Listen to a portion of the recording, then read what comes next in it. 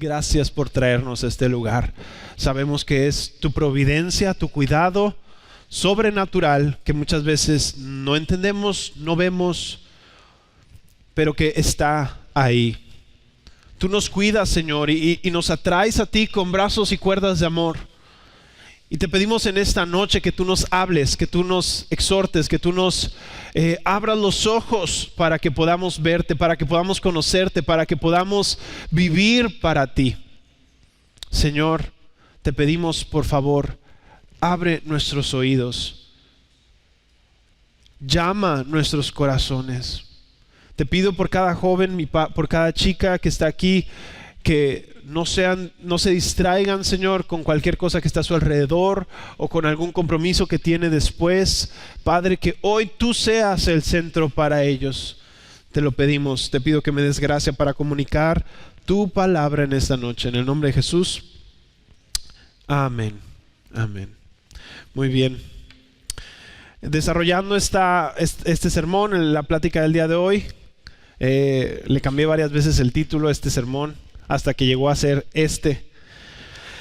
¿Por qué los cristianos son tan extraños?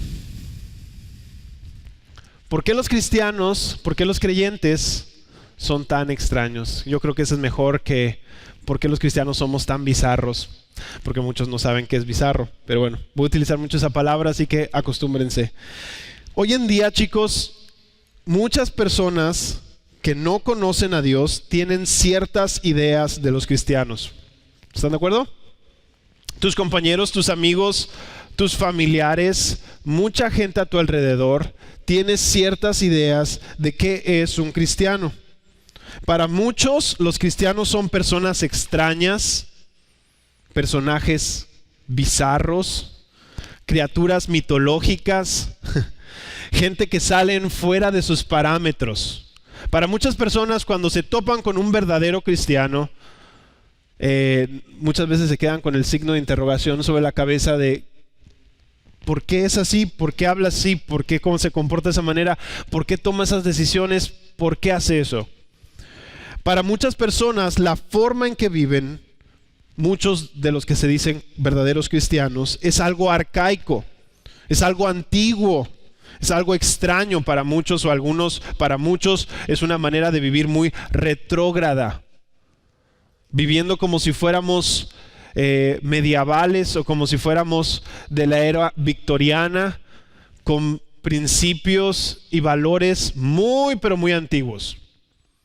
Tú puedes darte cuenta como se está viendo hoy la sociedad del día de hoy.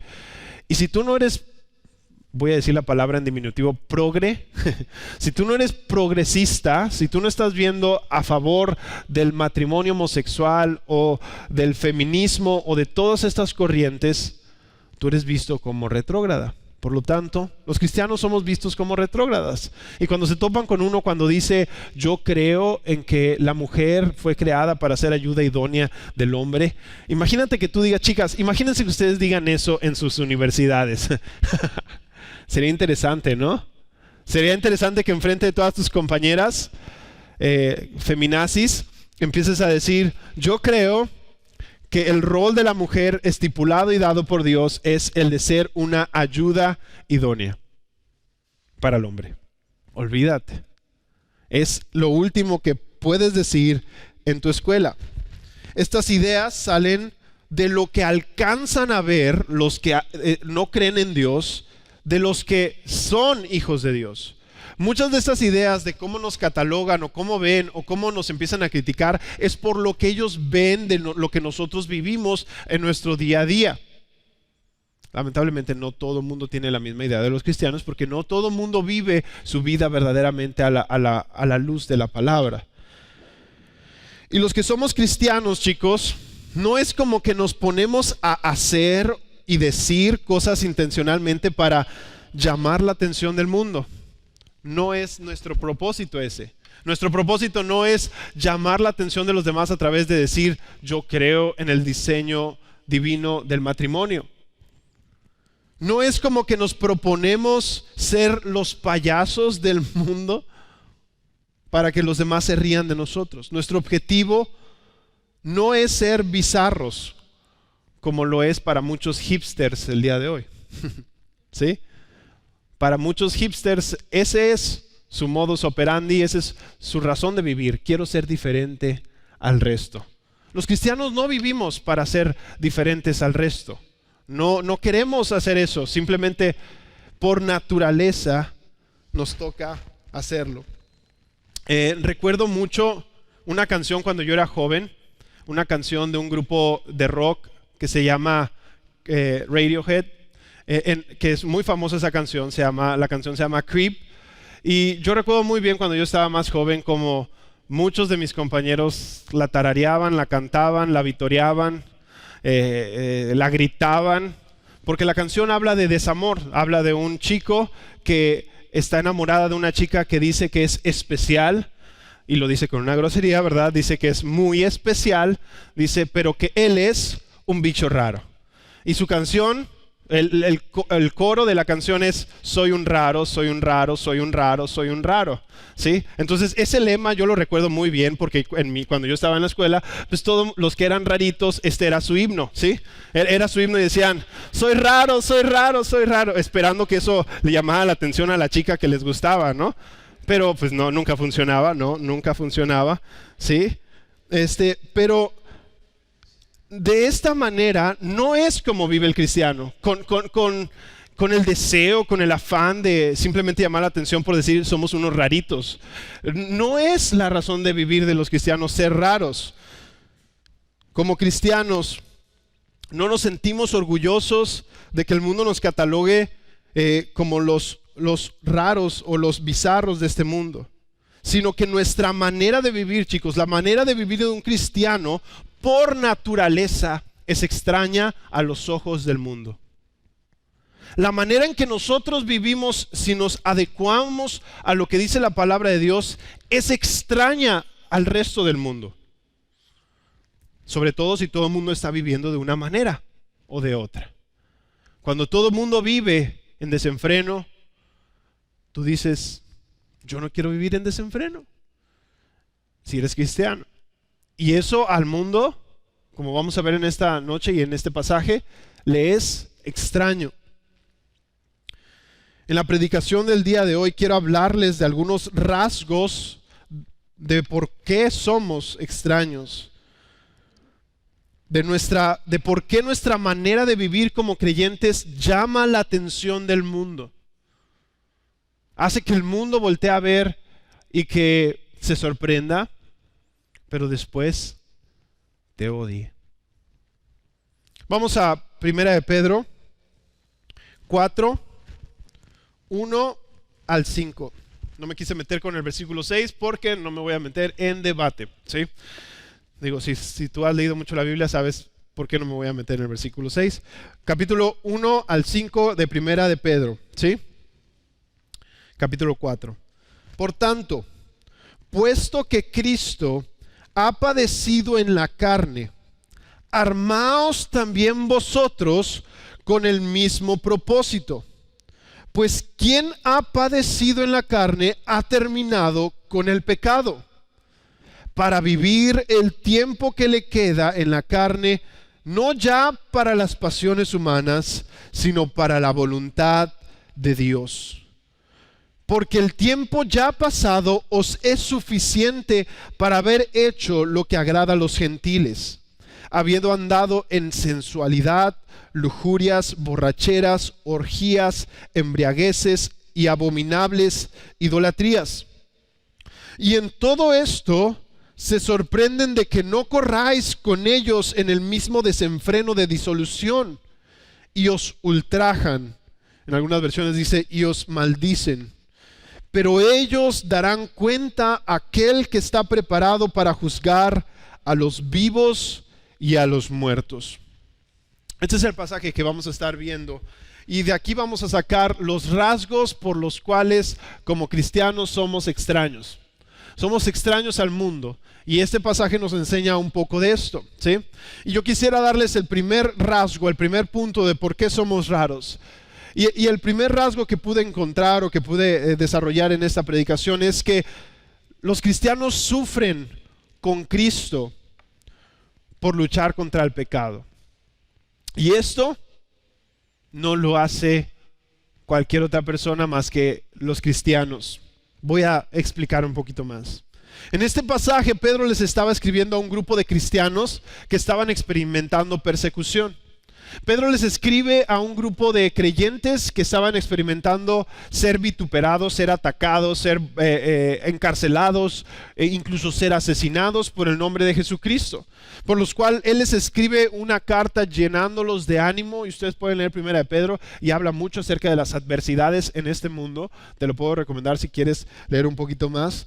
Pero es en esta carta que Pedro les explica y les da instrucciones de cómo vivir en un mundo hostil. Y empieza diciéndoles en esta parte, en el versículo 1, que se armen. Les dice que se preparen, que asuman la misma actitud que hubo en Cristo. Y acompáñenme ahí al versículo 1. Dice: por tanto, puesto que Cristo ha padecido en la carne, armaos también vosotros con el mismo propósito, pues quien ha padecido en la carne ha terminado con el pecado. Les está diciendo ahí a los creyentes: ármense de la misma actitud que hubo en Cristo Jesús, que de antemano les dice, Él sufrió, Él padeció, ¿sí? Les empieza diciendo esto. Pedro estaba preparando a los creyentes de su tiempo y quiere prepararnos a ti y a mí para que sepamos cómo es que debemos de vivir en este mundo caído. A ti y a mí se nos olvida que este mundo no es el paraíso. Se nos olvida con nuestros celulares, con las redes sociales, con las comodidades como el clima o cualquier otra cosa. Se nos olvida muy a menudo que este mundo no es el paraíso, pero solamente tiene que pasar una u otra adversidad para que te des cuenta y digas: este mundo está muy dañado. ¿Por qué pasa esto? ¿Por qué sucede esto? ¿Por qué estoy sufriendo de esta manera? Y Pedro está preparando a sus compañeros y sus hermanos en Cristo para que se preparen. Así que les recuerda el ejemplo de su maestro, para que, recordando el sacrificio que Jesús hizo en la cruz, ellos pudieran tener una mejor perspectiva ante el sufrimiento. Escuche, a nadie le gusta el sufrimiento, ni a los cristianos. A nadie le gusta el sufrimiento. Sin embargo, no muchas personas pueden lidiar con el sufrimiento. Los cristianos, por lo que ha hecho Cristo en nosotros, Él nos ha preparado para el sufrimiento. Hace mucho tiempo, un amigo sufrió las consecuencias de la violencia en nuestra ciudad y lo secuestraron hace mucho tiempo. Y él regresó después de que fue secuestrado. Gracias a Dios regresó. Él fue uno de los pocos afortunados que regresaron a sus casas. Pero regresando, le dijeron que si iba a un grupo de terapia de personas que habían sobrevivido a secuestros. Y él fue con varias personas que habían sobrevivido a secuestros. Y él me comentaba cómo es que veía este tipo de personas esquizofrénicas, con paranoias muy fuertes, porque decían: en cualquier momento me van a volver a hacer algo, en cualquier momento me van a matar. Vivían con una desestabilidad emocional increíble. Y él dice: pues yo no sé por qué tienen tanto miedo. La razón es porque el sufrimiento sin Cristo es terrible. Pero sufrimiento entendiendo que hemos recibido en Cristo es tolerable. Es más, lo puedes soportar por la gracia de Jesús. Así que Pedro les está diciendo: miren a Cristo, miren su ejemplo, sigan el ejemplo de Cristo. ¿Y en qué les dice Pedro que sigan su ejemplo? ¿En qué les dice que se armen? Que tomen la misma actitud respecto al sufrimiento. Les dice: ármense con el mismo propósito que hubo en Cristo. Con la misma actitud que tuvo Jesús cuando pisó esta tierra. ¿Y cuál fue la actitud de Jesús cuando pisó esta tierra? Jesús vino para estar en su jacuzzi para estar cómodo. Jesús vino a sufrir. Tú y yo podemos experimentar mucho sufrimiento, pero Él desde que nació, Él sabía perfectamente cuál era el propósito por el cual Él había nacido. Y el propósito por el cual Él había nacido era morir por los pecados de los pecadores que somos tú y yo. Entonces, Él conocía el sufrimiento mejor que tú y que yo. Él conoce el sufrimiento mejor que tú y que yo. Tan solo pregúntate, ¿hasta cuánto padeció nuestro Salvador? ¿Cuánto sufrió Jesús? Demasiado. ¿Cuánto? Demasiado. Tanto que Él sufrió la cruz y murió crucificado en un madero. Así que cuando te preguntes, ¿quién puede entenderme en cuanto a este sufrimiento? Jesús puede entenderte. Jesús te puede entender perfectamente, porque Él sufrió hasta el punto de la muerte.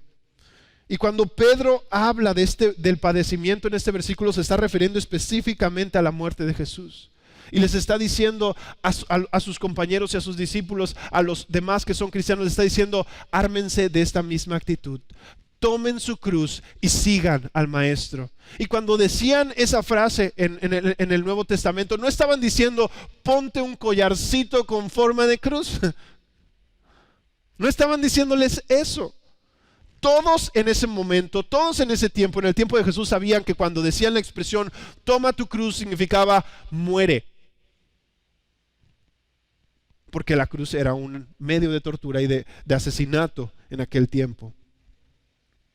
Así que cuando Pedro nos dice que nos armemos con la misma actitud, es esa actitud que nos menciona Hebreos 12, 2 y 3, que nos dice que por el gozo puesto delante de Él, dice la Biblia, Él soportó la cruz. Él soportó la cruz. Tú y yo no soportamos el calor de aquí afuera. Dice, por el gozo que había de haber después del sufrimiento. Jesús toleró los latigazos, Jesús toleró el sufrimiento. Jesús, escuchen, soportó el completo peso de la ira de Dios sobre sí mismo. Porque en verdad yo creo que lo que tú y yo no podemos poder imaginarnos, porque nos podemos imaginar toda la crucifixión, porque está muy bien narrada en la Biblia, pero lo que tú y yo no podemos imaginarnos es el peso de la ira de Dios sobre Jesús. Y Él lo soportó todo, por ti y por mí. Él lo soportó todo en la cruz. Por eso dice este versículo, por el gozo puesto delante, Él pudo soportar la cruz. Y dice, menospreciando la vergüenza, y dice, después se sentó a la diestra del trono de Dios. Esa misma actitud a través de la cual, dice la Biblia en Hebreos 12:3, soportó tal hostilidad de los pecadores contra sí mismo. Si tú has tenido compañeros que te hacen el fuchi o maestros que la traen en contra tuya, Jesús soportó la hostilidad de un mundo entero. Hasta el día de hoy, dime cierto o falso que gente odia a Cristo. Y Él soportó la hostilidad y dio su vida en la cruz por amor a nuestros pecados, por amor a que nosotros seamos salvos a través de su sacrificio en la cruz. En este versículo nos está comunicando un rasgo que hace a los cristianos extraños. Nos está diciendo cómo los creyentes debemos de estar conscientes y preparados para sufrir. Y no porque disfrutemos el sufrimiento, no porque seamos sadomasoquistas, no es porque realmente digo, pégame porque me gusta. No. Sino que la razón de nuestro sufrimiento, según este pasaje, es porque tú y yo tenemos una lucha constante contra el pecado. Porque nosotros, después de haber nacido de nuevo, tenemos una nueva pasión y ahora estamos luchando en contra del pecado. Y eso nadie más lo está haciendo si no tiene a Cristo en su corazón. Es más, Tú dile a tus compañeros, atrévete a decirle a tus compañeros, chavos. Atrévanse, por favor, los reto. ¿Sabes qué? Gracias a Dios tengo tantos días sin ver pornografía. Atrévete a decirles, por favor. De eso no nos atrevemos. Sí le puedes decir, ya tengo 5 días sin fumar un cigarro. Bueno, bien por ti. Pero nosotros luchamos contra el pecado. Y eso es extraño a los ojos del mundo. ¿Por qué te quitas los placeres? ¿Por qué te quitas los deleites? ¿Por qué no disfrutas como el resto del mundo? Hazlo, no pasa nada. Y cuando nos ven luchar contra el pecado dicen, ¿qué están haciendo? Están perdiendo su tiempo. Si Cristo, nuestro Maestro, sufrió para vencer el pecado, tú y yo vamos a sufrir en nuestra lucha contra nuestro pecado. Y esto a los ojos del mundo es bizarro, porque el pecado te produce placer, el pecado te produce deleite. Por lo tanto te preguntarán, ¿por qué sufres por él? Levante la mano aquí a alguien que no haya disfrutado en su momento el pecado. La razón por la cual pecamos es porque lo disfrutamos, porque queremos pecar. Muchas veces nos engañamos a nosotros diciendo, no, es que me obligaron, yo no quería. Pero sí queríamos. Eso es lo que hace el pecado pecaminoso, que queremos pecar. Y es por eso que cuando el mundo dice, espérame, estás diciendo, es como si te dijeran, ¿cómo? ¿No tomas coca? ¿Sí? Sabe rica, ¿qué te pasa? Yo recuerdo muy bien cuando me topé con una persona que antes me gustaba andar en la patineta, y nos topamos cuando éramos jóvenes, vendían unos refrescos de 3 litros a 10 pesos en Walmart, y nos comprábamos uno para cada uno. Porque teníamos 10 pesos, éramos ricos. Y me acuerdo que estábamos patinando y nos topamos con un chavo, y el chavo empezó a patinar con nosotros, y él empezó a decir, le dijimos, tenemos sed, vamos a Walmart para comprarnos un refresco. Fuimos a comprarnos un refresco y le decimos, ¿quieres? Dijo, no. Bueno, y le dio otro de otro sabor, ¿quieres? No. ¿No te gusta el refresco o qué? No, no tomo. Y todos volteamos. Ya después nos dijo que era mormón. Entonces, eso era parte de su onda de por qué no tomaba refresco, ¿no? ¿Sí? Y cuando escuchamos que esa era la razón por la cual no tomaba refresco, adivinen cuál fue nuestra expresión, adivinen cuál fue nuestra reacción. Bueno, esa reacción es la misma que el mundo ve cuando nosotros decimos, yo me voy a esperar al matrimonio. ¿Es en serio? Mejor prueba. Esa es la reacción, porque la gente no puede observar y decir, ¿cómo es que estás sufriendo en abstenerte y no pecar y disfrutar? Para la gente es extraño escuchar esto. Pero Pedro, en este mismo versículo, nos recuerda por qué sufrimos luchando contra el pecado. Sufrimos, chicos, porque Jesús sufrió primero, y Jesús sufrió más que tú y que yo. Su muerte en la cruz destruyó el pecado, dice el versículo 1. Dice, Él terminó con el pecado. Y cuando dice la palabra ahí que terminó con el pecado, no está diciendo que ya no existe el pecado en la humanidad, está diciendo que Jesús destruyó el poderío, el reino del pecado sobre nuestras vidas. Está diciendo que Jesús por fin ya no tiene poder sobre nosotros el pecado, sino que nosotros ya podemos obedecer a Jesús una vez que nos arrepentimos y creemos en Él. Antes tú no podías, antes 10 de 10 ibas a pecar. Pero si ahora Cristo, a través de su sacrificio en la cruz, tú y yo podemos tener la libertad de escoger y decir, no voy a pecar, no voy a hacerlo. ¿Por qué? Porque Cristo murió en la cruz por mí. Tenemos que pensar en cómo esto hace tanto ruido a la gente de allá afuera. Y la esperanza de este mismo pasaje es que ahí dice que Él ya ha terminado con el pecado. A pesar de que no hemos visto culminado nuestras vidas libres de pecado, mientras tú estés vivo, vas a luchar con el pecado. Déjate digo esa mala noticia. Mientras tú estés vivo, vas a luchar con el pecado si tú eres creyente. Pero hay esperanza para nosotros que somos hijos de Dios, que va a haber un día en que ya no vamos a luchar más con el pecado, porque Jesús ya venció a la muerte. Solamente estamos esperando su regreso para que Él pueda destruir por completo a nuestro enemigo. Esa es la esperanza que tenemos en Cristo. El segundo rasgo que veo en este pasaje de por qué los cristianos somos extraños es que viven para la voluntad de otros. Los cristianos viven para la voluntad de otro. Y si hay algo que te vende este mundo hoy en día es que vayas en pos de tus sueños. ¿No es así? Ve en pos de tus sueños. Que vivas siguiendo tu corazón. Sigue tu corazón.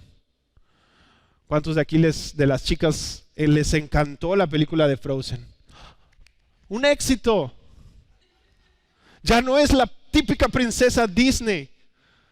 Ella pelea por sus derechos, por su voluntad, por seguir su corazón. Y te están metiendo la ideología de este mundo diciendo, sigue tu voluntad, tus sueños, solamente lo que tú quieras. Es normal para este mundo que uno tenga sus propios planes, sus metas y sus propósitos y que haga absolutamente lo que sea para lograrlo. ¿O me equivoco? Hago trampa, le pago al maestro, atropello a mis compañeros, si tengo una ventaja sobre ellos, busco cómo aprovechar esa ventaja. Hago lo que sea con tal de estar en primer lugar, con tal de obtener lo que yo quiero, de sentir la satisfacción yo y nadie más. ¿Cuántos de ustedes batallaron con compartir un tipo de comida con alguien más cuando eran chicos? Mía. ¿No?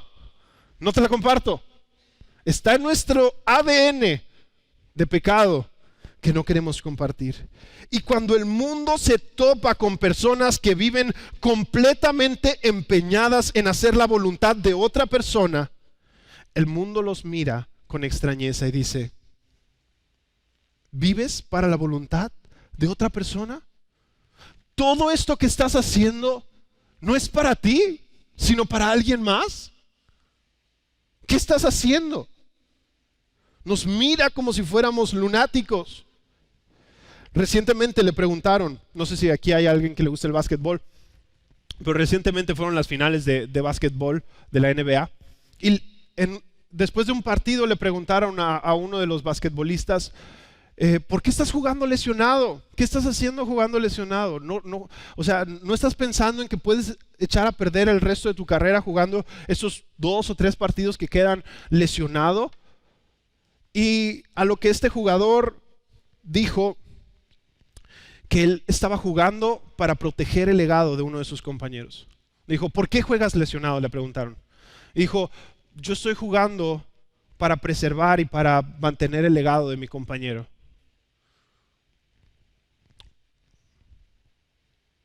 Y todo el mundo se le quedó viendo así como que, ¿qué te sucede, amigo? Eres jugador de la NBA, ganas millones y estás arriesgando tu carrera por el legado de alguien más. Digo, él lo dijo de una manera muy simple. El vato me cae bien, dijo. Y voy a jugar para que su legado siga. Cuando el mundo se topa con ese tipo de demostraciones en la cual muestran humildad, desapego a sus propios planes, el mundo los ve y no entienden qué hacer con ellos. Para ellos esto no tiene sentido.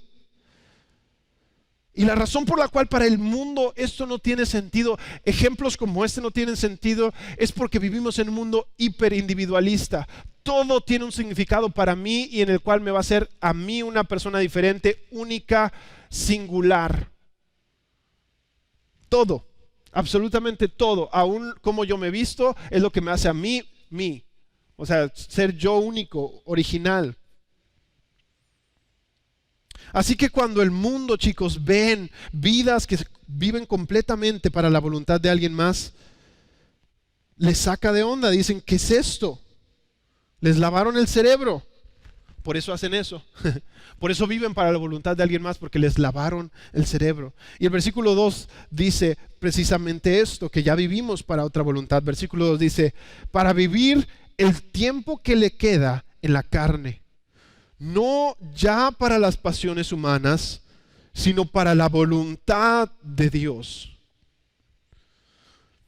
Aquí Pedro les está diciendo, ya no viven para sus pasiones humanas, sino que ahora están apercibidos de la voluntad de Dios y entonces viven para hacer la voluntad de Dios.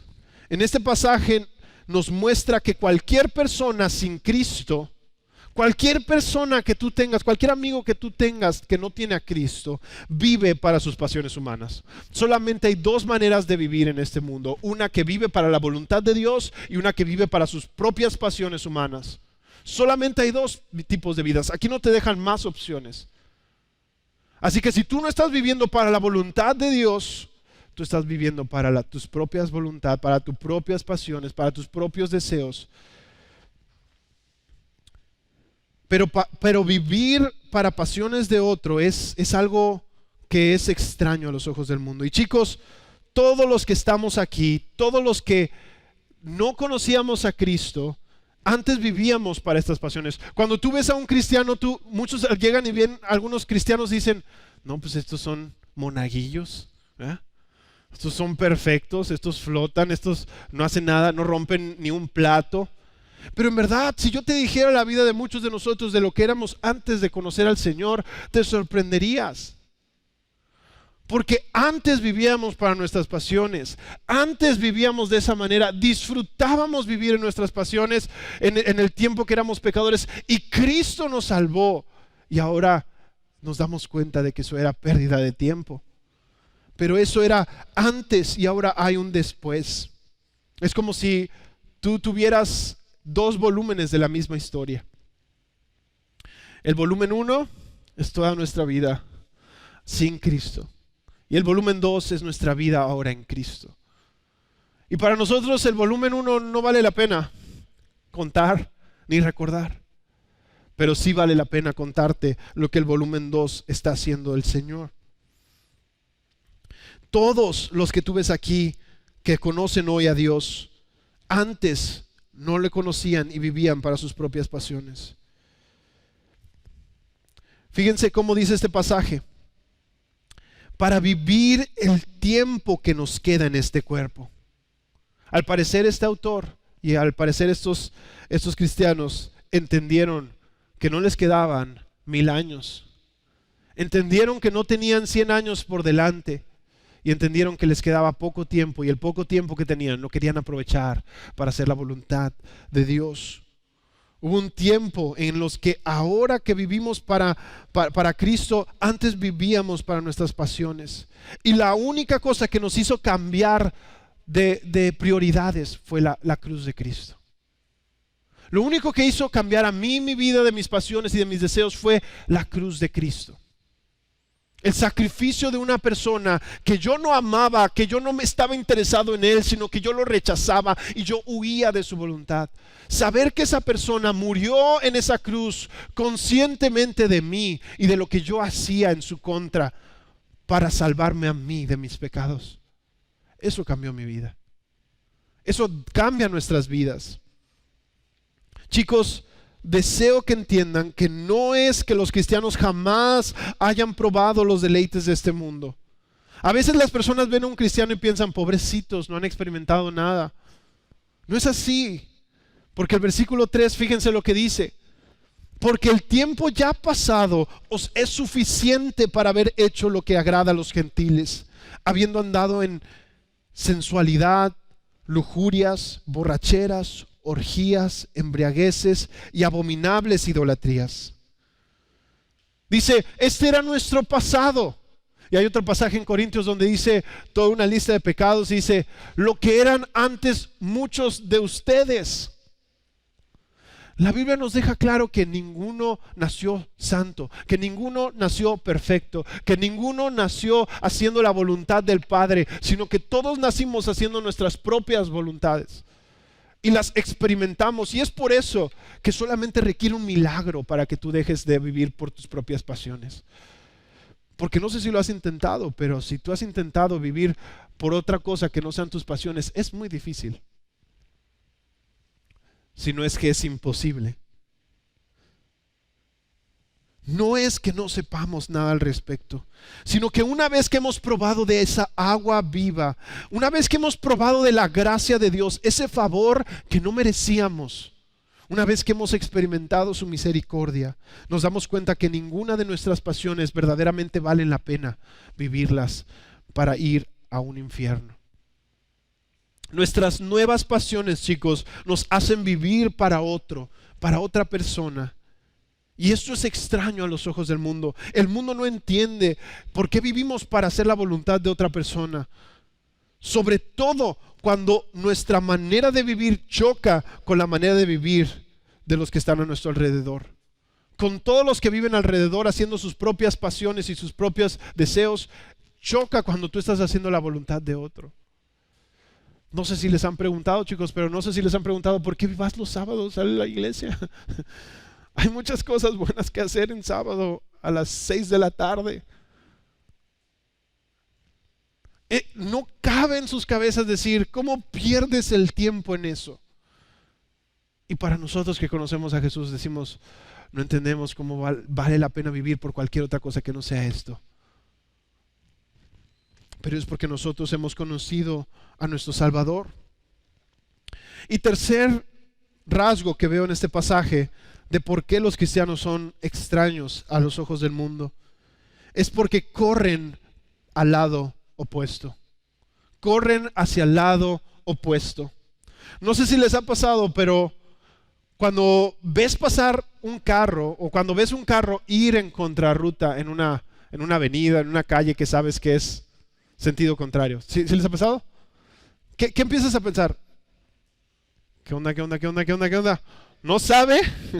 ¿No sabe que este sentido es para allá y él viene para acá? Te asusta, te saca de onda, te sorprende.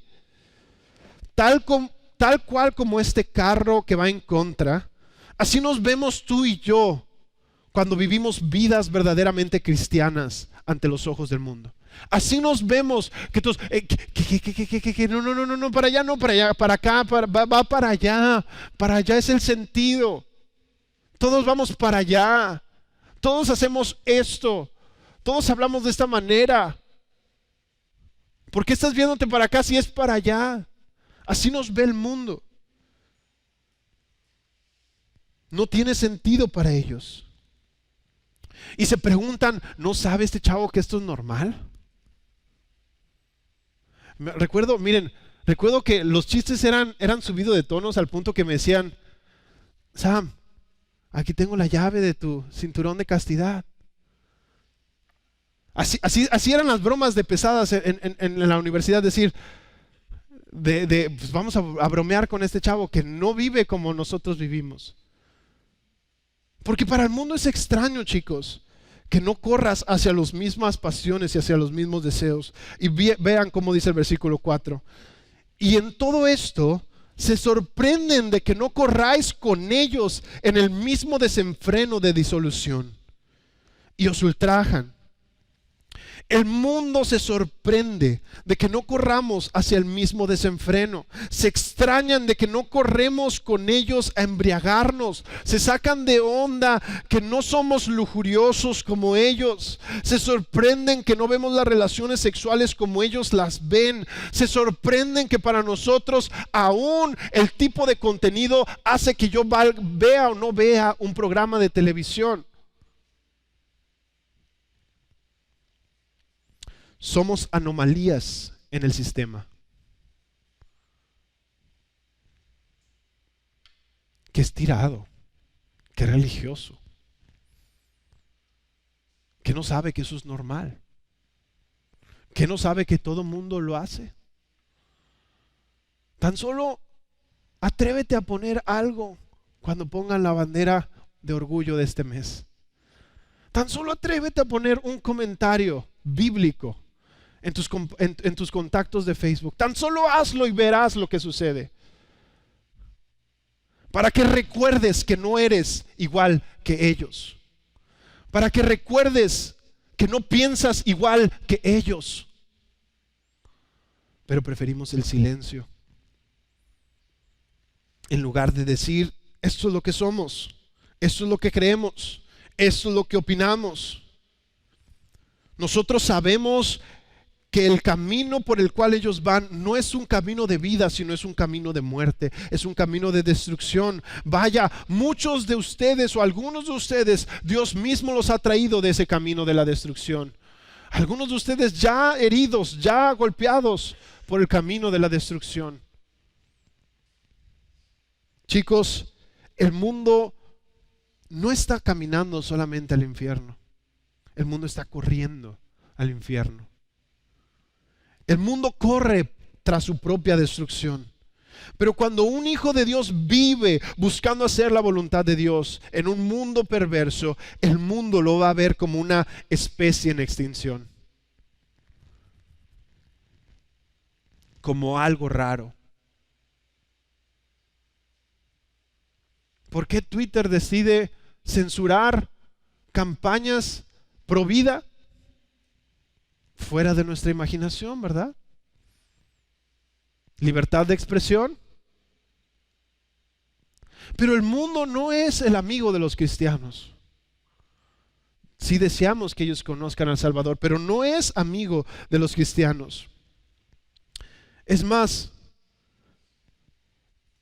los cristianos no son solo raros para el mundo. Los cristianos que se esfuerzan en hacer la voluntad de Dios en este mundo que viven, son molestos para el mundo. Son incómodos para el mundo. La sorpresa cuando vivimos como creyentes dura poco. E inmediatamente entra una molestia, entra un enojo, entra la burla. No sé si les pasó, si tú no eras creyente y te volviste creyente, creíste en Jesús. No sé si te pasó, pero es común que tal vez los primeros días o los primeros momentos en los cuales tú te convertiste al Señor, tus amigos que no son cristianos se sorprendan y digan: órale, vas a la iglesia. Oh, chido por ti. Pero no tarda mucho la sorpresa, no dura mucho el periodo de sorpresa de tus amigos, sino que empiezan a decir: ay, me caes mal, ya no me voy a juntar contigo, tú me molestas con tus comentarios, ¿sabes qué? Bye. No sé si les pasó, pero esa es la realidad del mundo. No dura mucho la sorpresa, sino que dice en el versículo 4, primero dice: a todo esto se sorprenden de que no corras tras de ellos en el mismo desenfreno. Pero después dice: y os maldicen y os ultrajan. No quieren estar cerca de ti. Y esto es porque la vida de un creyente, chicos, es un recordatorio a las conciencias corrompidas de aquellos que viven tras sus pasiones y tras sus deleites. Sus conciencias les acusan que están mal al ver la vida de un cristiano que hace lo correcto. Cuando una persona que no cree en Dios se topa con alguien que cree en los valores bíblicos y que vive a la luz del evangelio, ven tu vida y se molestan porque dicen: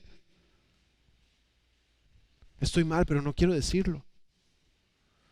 Estoy haciendo mal, pero no quiero que me lo digan.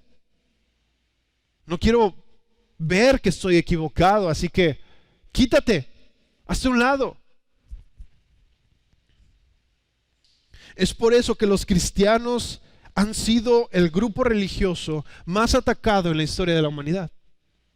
Piensa en cualquier otra religión, piénsalo, piensa en cualquier movimiento cultural. Y por favor no me digas el movimiento LGBT. Tienen muy pocos años y no han sido rechazados como lo han sido rechazados los cristianos durante la historia de la humanidad. Tan solo piénsalo. Cristianos asesinados, derechos atropellados, discriminación constante. Mira, puedes encontrar miles de historias de cómo es sistemáticamente este mundo está buscando callar, destruir y oprimir a los cristianos. Digo, tal vez tú no lo ves tan seguido porque no es como que traen un plan en contra de ti en la escuela. Pero tan solo soy pro vida en la escuela. Y verás cómo es el sistema que se levanta en contra tuyo y dice, no. Es porque cuando tú vives una vida que agrada a Dios y la persona que está al lado está haciendo lo que Dios no quiere que haga, voltea a verte y dice, estoy mal. Por lo tanto se enojan porque no pueden decir estoy mal, porque nadie va a querer reconocer que está mal. Entonces ve y dice religioso, estirado, retrógrada. Eso lo hacían cuando la gente no era inteligente y tenía necesidad de apoyarse en un Dios. Ahora somos demasiado inteligentes como para necesitar eso. ¿Ven todas las artimañas que empieza a hacer el hombre para tratar de defender sus comportamientos? Pero díganme, la infidelidad es la infidelidad. Y duele a todo el mundo, cristianos y no cristianos. Eso es pecado. La mentira es pecado. Y cuando nosotros pecamos, sabemos que estamos rebelando en contra de Dios porque nuestra conciencia nos acusa. Así que pensemos y meditemos que si vivimos vidas a la luz de su palabra, vamos a acusar a las conciencias que están a nuestro alrededor. Y no nosotros, sino su palabra. No tú, no te estoy diciendo que le estés sermoneando a los demás. Tú estás mal, tú estás mal, tú estás mal, tú estás mal, pecador. El infierno se abrirá y te enviará, ¿no? Con los que traen sus pancartas en Estados Unidos. Te vas a ir al infierno, ¿no? Bien amigables estos brothers. ¿Quién sabe si sean brothers? ¿No? Pero no se trata de eso, sino se trata que cuando tú vives una vida que es extraña para el mundo, estás testificando contra ellos que hay maldad en sus corazones. ¿Por qué crees que todos querían matar a los cristianos desde que Dios los escogió para ser su pueblo? Destruirlos. Porque veían que Dios estaba con ellos. Ahora, ¿por qué nos ven así? La razón por la cual el mundo nos ve como estos bichos raros es porque ellos no tienen los lentes del evangelio, chicos. Ellos no tienen los lentes del evangelio, mientras tú y yo, si conocemos a Dios, tenemos los lentes del evangelio. El creyente tiene claro que hay un Dios al cual hemos ofendido, al cual nos hemos rebelado, y nosotros sabemos claramente que nosotros estábamos rebelándonos, haciendo nuestra propia voluntad y no la suya. Un creyente sabe que la paga de esta rebelión es la muerte eterna y que no hay ni habrá ninguno de nosotros que hubiera podido hacer algo para pagar por esta rebelión. El creyente sabe la plaga de nuestra rebelión, que cómo fue pagada esa deuda en la cruz por Jesús. El creyente sabe lo que hizo Jesús en la tierra, cómo vivió como una persona perfecta, sin pecado. El creyente sabe que Jesús tomó su lugar en la cruz cuando a él le correspondía estar clavado en ese madero por todas las cosas que hemos hecho en contra de nuestro Salvador. El creyente sabe eso. El creyente sabe que ese sacrificio en la cruz es el justo pago por nuestra rebelión, y la ira de la justicia de Dios ha sido pagada completamente y perfectamente en Jesús. La ira de Dios ha sido satisfecha. Pero el que no es creyente no ve nada de esto. El que no cree en Dios no ve nada de esto. Lo único que puede ver es lo que las pasiones de su corazón le dicen. Haz esto, haz aquello, disfruta esto. Y tristemente acumulan ira para el día del juicio. Así que, chicos, tengamos claro que no somos bizarros, que no somos extraños por gusto o porque esto nos haga únicos. Somos extraños para este mundo porque nuestra nueva pasión, la cual es vivir para hacer la voluntad de Dios, es extraña a los ojos del mundo. Y no solo extraña, nuestra manera de vivir es hostil, es una amenaza. Así que no te extrañe, chicos, que no te extrañe que se burlen de ti, que te discriminen, que te hagan menos, que te odien, porque ciertamente esta fue la promesa de nuestro Salvador. Jesús les dijo: el mundo me ha odiado y a ustedes también los van a odiar. Esas promesas no las ven citadas muchas veces en los púlpitos, pero es una promesa. El mundo me ha odiado a mí, el mundo ciertamente los va a odiar a ustedes, que son mis discípulos. Pero no tengamos miedos, chicos. Confiemos porque Jesús ha vencido al mundo. Confiemos porque Él estará con nosotros, y esa es otra promesa de Él, hasta el fin del mundo. Él estará con nosotros siempre.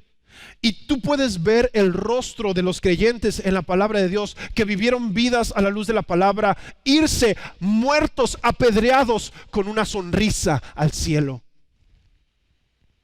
El testimonio que tenemos de Esteban es increíble. Cuando él está diciendo: Señor, no tomes en cuenta esto, mientras se volteaba al cielo y veía los cielos abiertos. Y yo no sé cómo tú te imagines esa escena, pero no era una escena de novela, era una escena sangrienta.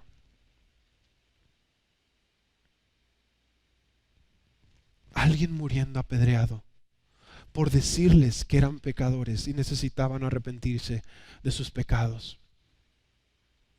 Así que yo quiero que tú te preguntes en esta tarde, en esta noche: ¿cómo estoy viviendo? ¿Estoy viviendo de tal manera que el mundo me ama? ¿Soy uno más del grupo? No hay ninguna diferencia. Porque si estás viviendo así, estás viviendo para tus propias pasiones. Pero cuando vivimos para la gloria de Dios, cuando vivimos para la voluntad de Dios, eventualmente, y no te estoy diciendo que todo mundo, pero eventualmente no vas a ser tratado igual que el resto del mundo. No vas a ser recibido como el resto del mundo recibe a los suyos. Porque la Biblia dice: a los suyos vino y los suyos no le recibieron. Amaron más las tinieblas que la luz. Así que pregúntate: ¿acaso soy un extraño a los ojos del mundo? ¿O soy uno más del grupo? Chicos, yo no les estoy llamando a que se peleen con sus amigos. Por favor, no se tomen una pelea que no necesita iniciar. Pero vivan a la luz de este glorioso evangelio. Vivan siendo diferentes, no porque quieren ser diferentes, sino porque Cristo nos llamó a vivir para Él. Y es como esa persona, no sé si tú te has dado cuenta de las personas enamoradas. Cuando hay alguien enamorado y que la chica o el chico le pide algo que por lo general él no hace, y lo hace, ¿cómo se ve para todos sus amigos? ¿Es en serio que trae esa camisa? ¿O es en serio que se metió a bailar salsa con ella? ¿Qué rollo? Para el resto del mundo es algo extraño lo que está haciendo esa persona. Ridículo, es más. Pero él lo está haciendo, nacido de un amor que hay hacia la otra persona. De esa manera vivimos como creyentes. Nos nace de un amor por aquel que murió por nosotros en la cruz, que nos hace dejar lo que sea para hacer su voluntad. Señor, lo que me pidas, lo que desees, heme aquí, haz tu voluntad. Si tú quieres que deje estas amistades, las dejo. Si tú quieres que deje de ver esto, lo dejo. Si tú quieres que deje de escuchar esto, lo dejo. Pero piensa, eso no es fácil. Porque esas cosas son ídolos en nuestros corazones. Necesitamos tener una pasión más grande que nuestras pasiones humanas. Y esa pasión más grande es Cristo. Y eso solamente es con los ojos del Evangelio, con los lentes del Evangelio, para poder ver su obra en la cruz, no como un concepto de escuelita bíblica dominical, sino como un concepto real para mi vida. Que ese hombre en ese madero no estaba muriendo por un grupo de rostros sin nombre, sino que ese hombre en ese madero estaba muriendo por mí. Cuando él estaba siendo golpeado, cuando él estaba siendo insultado, cuando él estaba siendo atravesado sus manos, no estaba siendo atravesado solamente porque sí, sino por las cosas que yo he hecho que le desagradan a Dios. Y su último aliento lo exhaló y murió en la cruz, no por algunas personas, no como memorizarme un versículo y decir porque de tal manera amó Dios al mundo, sino Él murió por ti y por mí. Por pecados que tú sabes exactamente de cuáles murió Jesús en la cruz. Así que pidámosle hoy al Señor: Señor, ayúdame a verme en el espejo. Ayúdame a verme en el espejo y darme cuenta si realmente estoy diferente. Señor, en esta noche oramos para pedirte a ti, Señor, que tú abras nuestros ojos para darnos cuenta qué tipo de vida estamos viviendo. Señor, ayúdanos a darnos cuenta que estamos viviendo igual que los demás. Ayúdanos a darnos cuenta, Señor, que no hay ninguna diferencia entre nosotros y otros. Señor, y no queremos ser diferentes solamente por ser diferentes. Señor, queremos conocerte a ti, queremos vivir para ti, queremos hacer tu voluntad. Ayúdanos a hacer tu voluntad. Yo no puedo por mi cuenta, yo no puedo por mis fuerzas. El temor me gana, Señor. La cobardía llena mi cuerpo, Señor, y me deja paralizado.